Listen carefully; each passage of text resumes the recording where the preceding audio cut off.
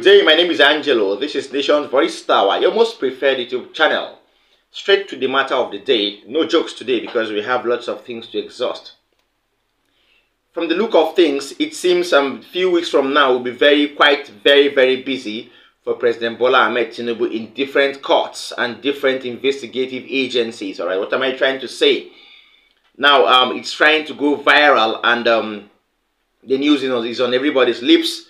That the FBI have planned to release 2,500 documents pertaining to Bola Ahmed Tinibu, the same document they have been fighting and hiding all along. The FBI in the United States have decided to release them to the general public. That's funny.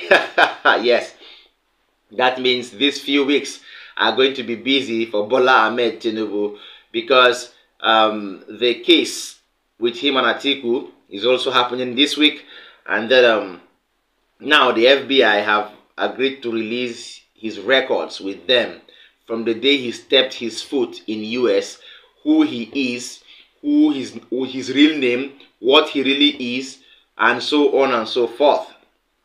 So I established sources, of course. This is strong information. I established my sources and we made inquiries, and this is it. It's real. Yes. President Bola Ahmed Tinibu's records from our source. Now listen.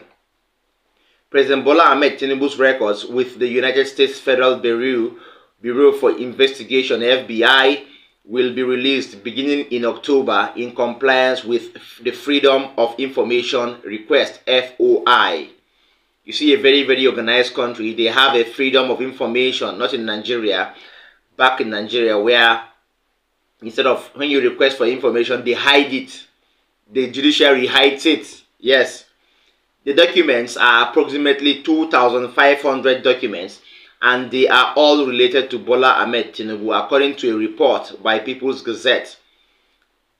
The Freedom of Information Request was filed in 2022 by Aaron Grimspan, who runs... Now listen, I want you to really understand this, so you really know the difference between one part of their own constitution and the one part of our own. Okay. Now this man, Aaron Greenspan, runs a plain website on anti-corruption and transparency in public service in collaboration with our own journalist, David Hundeyin, the investigative journalist. Now, both of them went ahead and made sure that the FOI, that is the Freedom of Information Request, was granted for the FBI to grant access to the 2,500 documents having the records of Bola Ahmed Tinibu. In response, the FBI said it will start releasing the documents with effect from October. That is October ending, at 500 pages per month. That means within the next 3 months, almost, or within the next 5 months, Bola Ahmed Tinibu would have details about him all in the public space.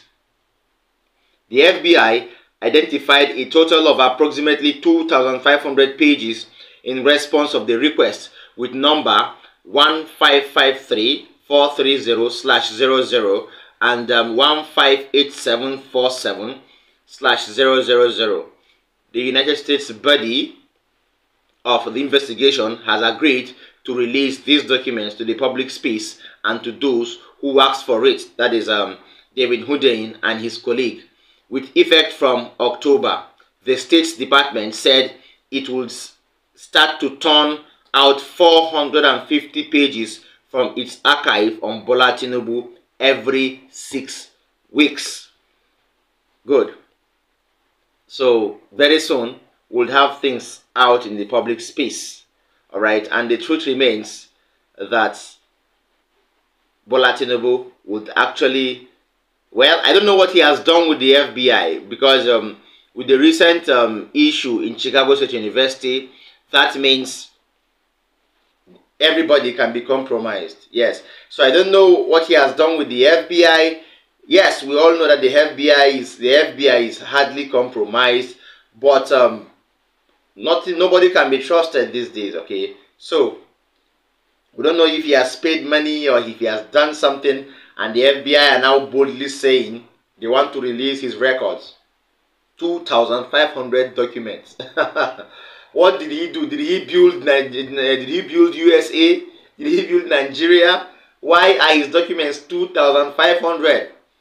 Well, let's hope that it's what we're expecting, because from what happened recently, we cannot write anybody off. That is that. That means the next few weeks is going to be very, very busy for this man. He might end up running away from his seat. Let's hope that what we expect is what is coming out. This might help the tribunal, table their own judgments in the Supreme Court, which might help nail him. Who knows? Yes. Now I have a video next. This video is what I expected to be the reaction of the judgment of the tribunal as regards the Presidential Elections Petitions Tribunal. This was the video I expected as a form of reaction from any of the Labour Party chieftains or any of the Labour Party, National Working Committee or National Executive Council. But nobody reacted that way, even from the PDP. Nobody reacted that way, or from the APM, nobody reacted that way. Why? I don't know why. Don't we have rights to exercise our franchise again? Now, who is reacting here? Mr. or Chief Ikenga Ugochinyere, a lawmaker representing Idiato North-South Federal Constituency of Imo State. He has come out to tell Governor Hope Uzodinma of his state, saying enough is enough, because he feels that he has won of course he won the election, and these are people challenging him. Why are you challenging him? You want to take away power from him because he's challenging the governor? That is how it is. So when you hear this video, you will know the secrets of Hope Uzodinma. You will know what Governor Hope Uzodinma has been doing in Imo State that people don't know. Yes, I will have used this video as the number one, but I want you to pay attention so that you will know that there are things in the secret that Hope Uzodinma has been doing that nobody has been saying. This Ikenga Ugochinyere has now come out fearlessly to expose it, because there is now a sort of heated polity and things have to come to limelight. I didn't bring it as the first video because the first information I gave you is very, very important. Ahmed Tinibu is going to be busy within the next coming weeks. The courts and the investigative units of the FBI are going to keep him very, very busy. Please watch the next video. Ikenga Ugochinyere trying to release and make public the very, very secretive movements and activities of the Imo State government under Hope Uzodinma. Stay tuned. Your wife lost her place. All your commissioners lost their place. Everybody has anything to do with you lost their place. And on my bed in absentia, I claimed victory by the supreme will of God and our people who gave me victory. Because you people have no shame. One polling date of 346, you rushed before Justice Akpovi to find a way. Because people think they have bypassed BVAS accreditation, then they have an opportunity to steal what was not given to them. It's not going to work. The whole country is seeing it. Because the one that happened to Imo in the Supreme Court is still lying there, not reopened since that time. And that's why they have the audacity to think that our judicial process will continue to receive this kind of situations that undermines the sacred sanctity of our rule of law. It's not about me. God has blessed me. I have been in this fight for the common good of the common people. This fight was not what defined me. It's my commitment to serve society. And there's nothing, rape or no rape, that can stop me from that advocacy for the common good.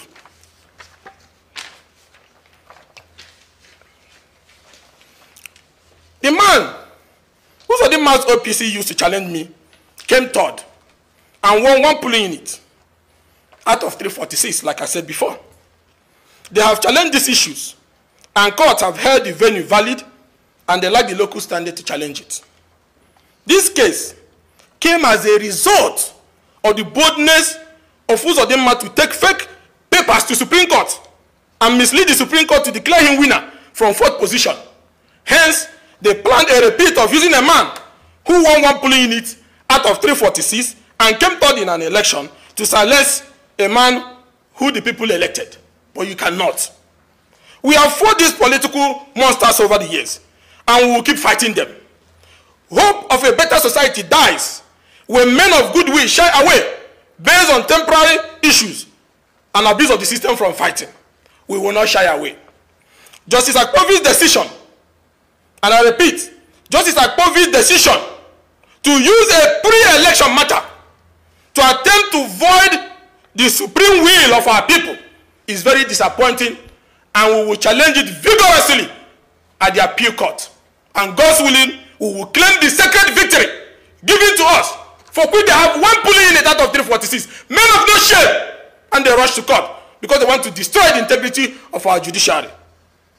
We, the Imo of today, have acquired a tag of a breeding ground for activities undermining democracy, electoral process, rule of law, and even daily waste of human life. People are being killed left, right, and center, and the organs harvested. All right, you've watched the video, and that's true. You've heard it there. He's not the person we think he is. That is Hope Uzodinma. That means there are lots of things about him that are yet to be known. Well, you've heard this from Ikenga Uwochinyere. Lots of things are talking about Hope Uzodinma in the public space. You could check for yourself. I don't think that man is worthy of getting another seat in the Imo State Government House, because even though if his tenure is done, he should be leaving. Okay, if he's not done, he should be able to not secure another tenure, because the people of Imo State are very, very tired. All right, the fact that he's an APC candidate does not mean he should be accepted in that part of the country. They are tired of him, and he should leave. All right. So whatever he's doing right now, especially to this Ikenga Uwochinyere, is something people don't really want, because the people voted Ikenga into power, and here is the governor trying to impose his own candidates, by the courts. That is to tell you how close to rotten our judiciary system it has become, all right, over time. Now, finally, something has happened in Kogi State that is very funny, but it's so serious.